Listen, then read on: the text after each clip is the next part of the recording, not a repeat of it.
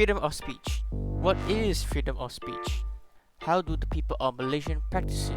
Is it wrong to give your opinions against your government? In today's video, we'll be looking at two past events that correlates to it. Under the Universal Declarations of Human Rights and International Human Rights Laws by the United Nations, everyone has the right to freedom of opinion expressions. This right includes freedom to hold opinions without interferences or to seek, receive, and impact information and ideas through any source of medium. But how does it apply to us Malaysians? So what kind of law aligns with freedom of speech? According to the Malaysian Federal Constitution, that would be Article 10, which is freedom of speech, assembly, and association. Article 10 carries 4 clauses, the first one being the basic foundation and subject to clause 2, 3, and 4.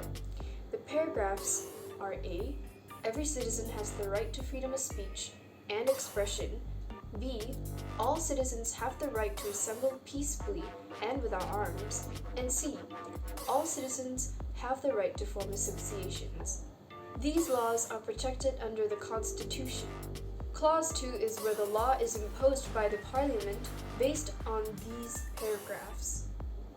The third clause are restrictions made when forming associations conferred by paragraph C of clause 1, which may be imposed by any law relating to labor or education.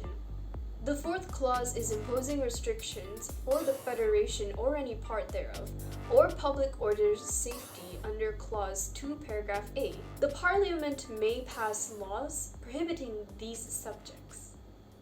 With that, we'd like to talk about two events in particular. Let's start with the first one. On the 31st of July 2021, the LAWAN protest was organized by the Secretariat Solidarity Rakyat, demanding the resignation of the currently retired ex-Prime Minister Muhyiddin Yassin over his incompetence for managing the COVID-19 pandemic, and scorning the concept of the Bendera Putih, a desperate cry from the poor. The process also demanded a reopening of Parliament and a moratorium on the repayment of loans. A few weeks before the protest, various organizers and activists were called in by the police and intimidated by them in hopes of striking fear to the protestants and getting the protest cancelled.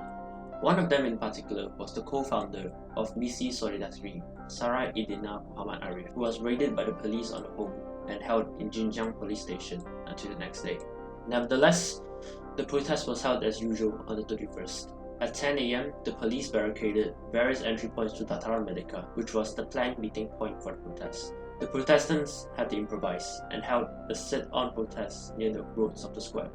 At 10:30 a.m., police started taking photos of the protestants to strike fear among them. And at 11 a.m., helicopters and drones were hovering low over the protestants. The protest was otherwise peaceful and orderly, with all the protestants following SOP and not breaking into any riots. And to the end, at 12:30 p.m., the organizers asked for the protests to be dispersed, and it was done without any problems. Prior to the 31st of July 2021, Malaysians have been venting their discontent with the government on social media platforms with hashtags such as Keluar dan Lawan, Lawan itself, and Kerajaan Gagal, which has been trending in the country for months. Users on social media have been proactively sending out the do's and the don'ts to ensure that the protesters could rally within the constraints of the National Security Council COVID-19 Standard Operating Procedure.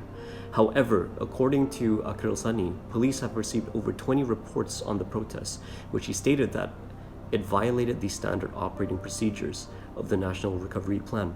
On the other hand, Suhakam, the Human Rights Commission of Malaysia, reiterated that the rights of the people to gather peacefully has been guaranteed in Part 2, Article 10, 1b of the Federal Constitution, which states that all citizens have the rights to assemble peacefully and without arms. Next, we will look at the 2015 BERSIH rally.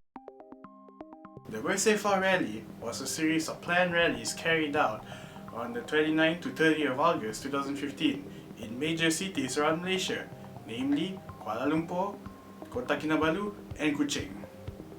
The purpose of the rally at the time was to demand for a clean government with a fair election. This included the resignation of the Prime Minister at the time, Najib Razak, for his mismanagement of the country's economy and the 1MDB scandal in 2018. Similar rallies were carried out in the past, in the years 2007, 2011, and 2012. BERSIH is a peaceful assembly, thus they cannot be banned under the law, as they practice their rights to assemble under the Peaceful Assembly Act. In July and August 2015, Malaysia Kini and Astro Awani, through their online news, have made use of the right to impart information and ideas by informing and educating the citizens about the upcoming BERSIH 4. Besides, freedom of speech also allows the right to express information or ideas. For instance, the opinion piece by Balkan Post in its published article relied on subjective viewpoints and has expressed skepticism towards the participant of the rally.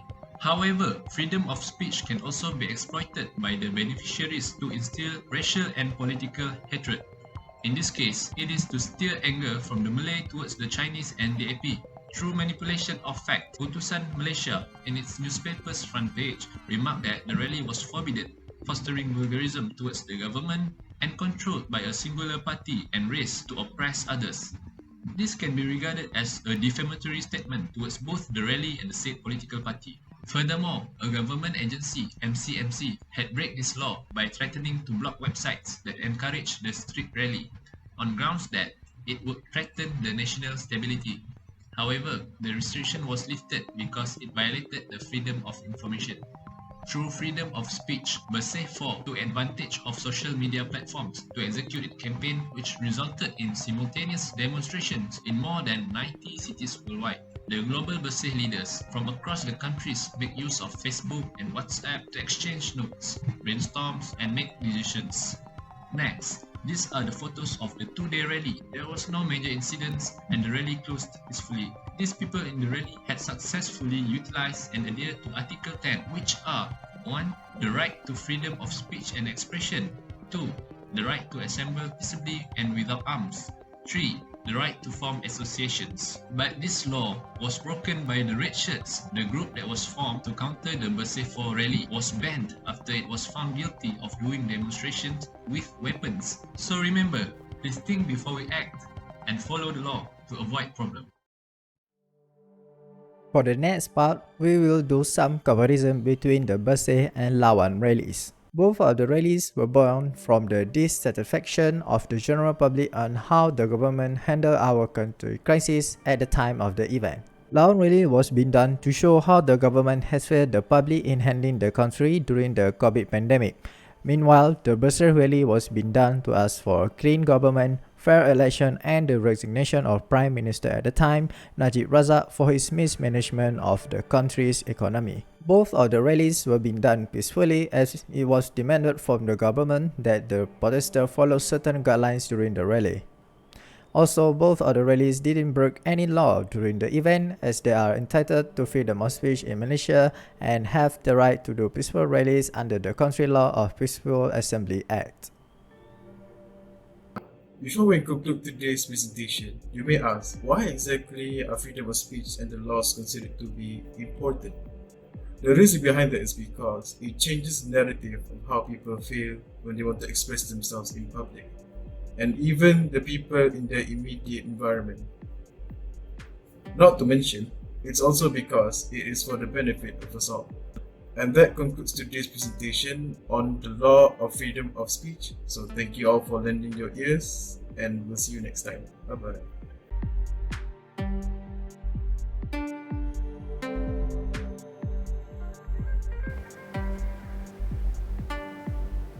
You're so stupid.